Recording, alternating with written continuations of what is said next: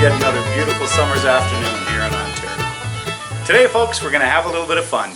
We're going to mount this 4,500 pound Warren winch on our new little buggy, on our Honda Pioneer 700. So I've opened the boxes, laid out the parts, and now all that's left is to get at the work.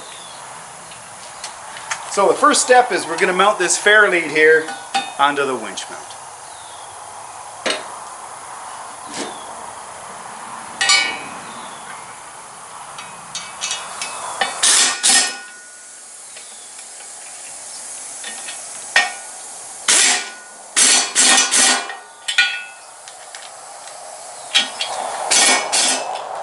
Next step, according to the instructions, is to mount the winch body to the bracket and fair lead assembly using the fasteners provided. I think they're 8mm fasteners.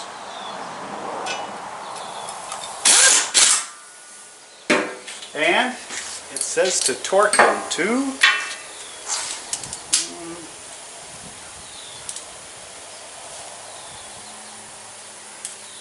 18 foot-pounds.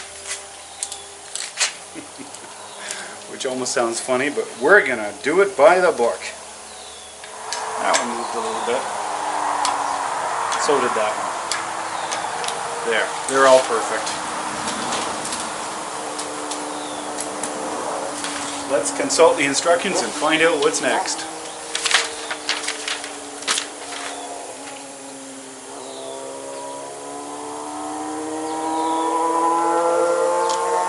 Comes our neighbor. Can you hear him coming on the bike?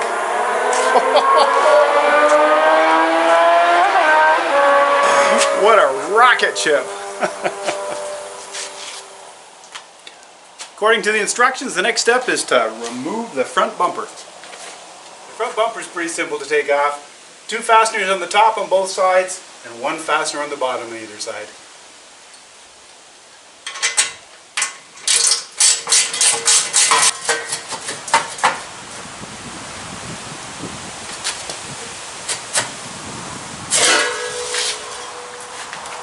Next step, put these 2 brackets on the front bumper assembly.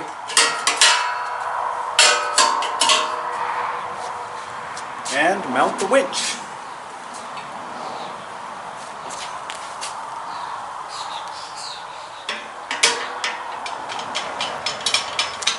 I'm guessing the next step is going to be to lift all this in place. I'm also guessing that's going to be a bit of a treat. That's going to be heavy.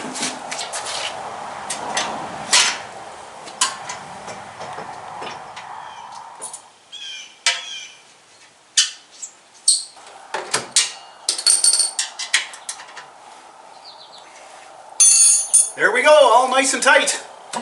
Now let's fish that lead through there. Those blocks of wood sure made putting that bumper and winch assembly in place a lot easier. Here we go. Let's put a hook on her and make it look official.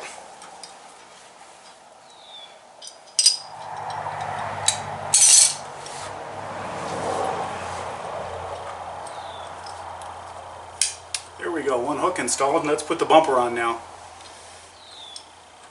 There, that'll get pulled in tight once we have the winch working. Before we do anything with the electrical, I'm going to take the hood off, take the seat out, and disconnect the battery ground.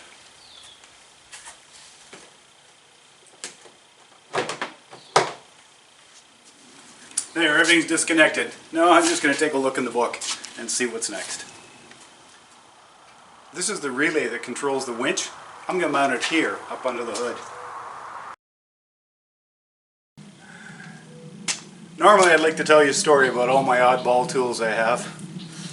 Here's a 1/4-inch chuck drill, and it's actually a keyless chuck. Check this out. I'd like to tell you some story that this was my father's or my father-in-law's, but I hate to say it, I can't really remember where I got it. I know I've had it for a long time, so just for the heck of it, I'm going to use a drill that's probably quite a bit older than I am to drill these holes to mount that contactor.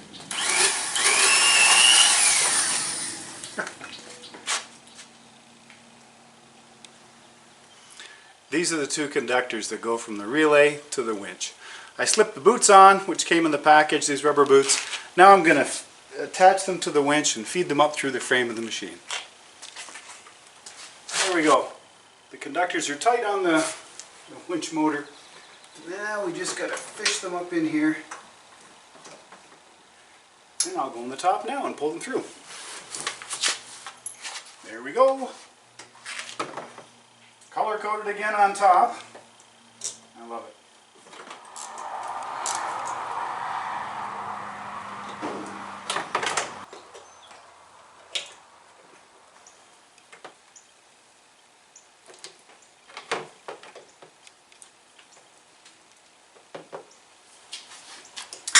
There we go. That's looked after.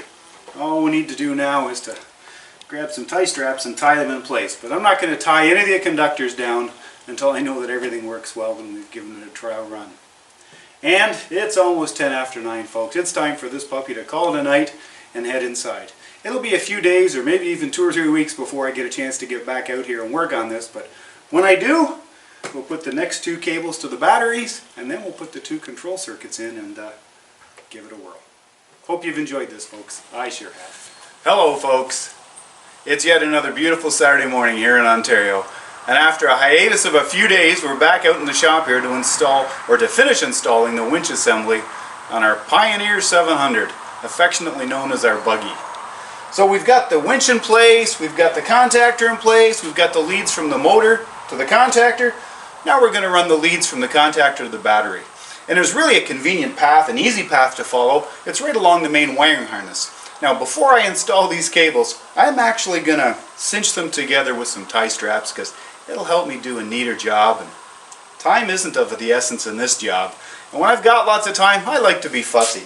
So I've taken the nuts off the contactors. I'm going to place on these leads and we're just going to pull them up with a tie strap where they go. There we go.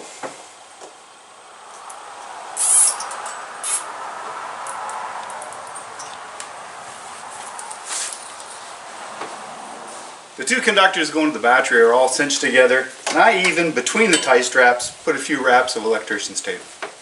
Now there's a really nice path down here to follow with these leads to the battery, right alongside the main wiring harness.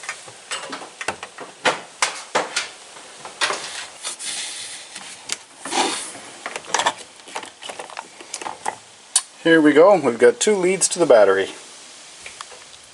So we've pulled the battery leads up. And I'm not going to attach them at this point. I'm going to finish all the wiring before I do the battery leads. Let's go do those control circuit wires now. I'm going to wire our winch so it can be operated with either a dash-mounted rocker switch or this remote cable and switch here. Now the part that pains me here is I have to drill a hole somewhere to attach the plug for the remote switch, and I have to cut a hole in the dash for this rocker switch. Let's see what we can do. So after lots of consideration, I've decided to remount the receptacle for the remote switch here, and I'm going to mount the rocker switch here, right above the forward reverse lever.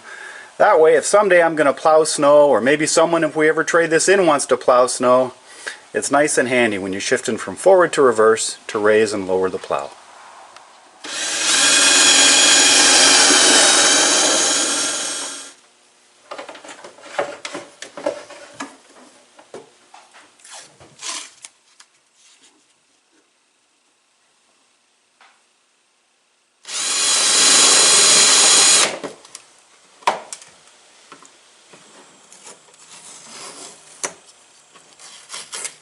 Now that we've got our control circuit switches in place, the rocker switch on the dash and the receptacle for the remote switch over here, it's time to connect some leads. Before I do that, to help keep things a little tidier, I'm going to shorten some of these leads. I've got lots extra.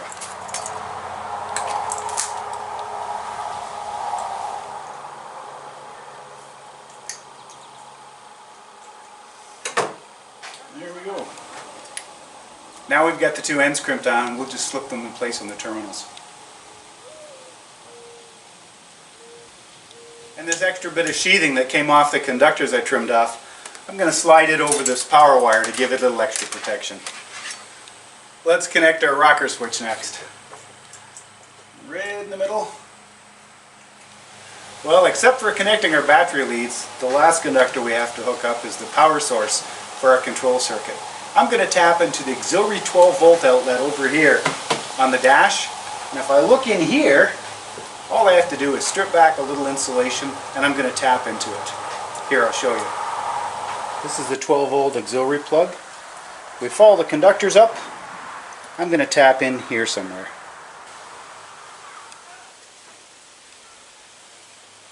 There's that white wire that I want to tap into.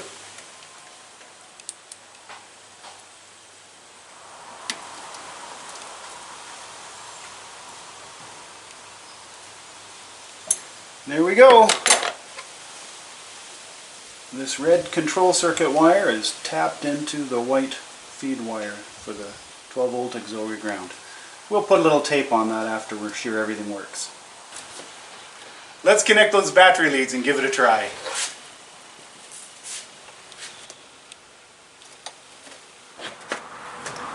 Well, the battery leads are connected. Let's put the key in and turn some switches and see what happens. If all goes well, this is cable out. Hey, it is too! Isn't that great? That's fantastic. Well, we're 1 for 1 on the rocker switch. Let's plug in our remote switch and see what happens.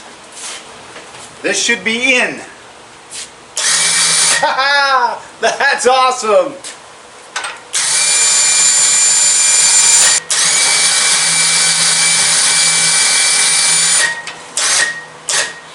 Well, folks, I am so happy with this. I'm going to get some tie straps out and tidy up some cables, and then I'll show you what the final wiring looks like. I'm sure you can hear that backup alarm and that diesel engine and the hydrostatic drive working on a John Deere combine just west of our shop here. We have wheat in the front part of our farm, and today they're combining the wheat.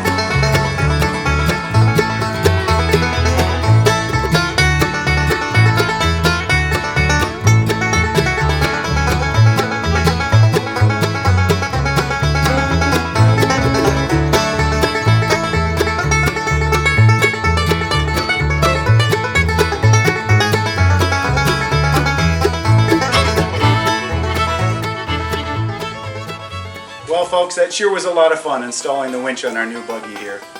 In our next video, we're going to install a windshield. I hope you've enjoyed this video, folks. Thanks so much for watching. We look forward to seeing you again out of the house with fall.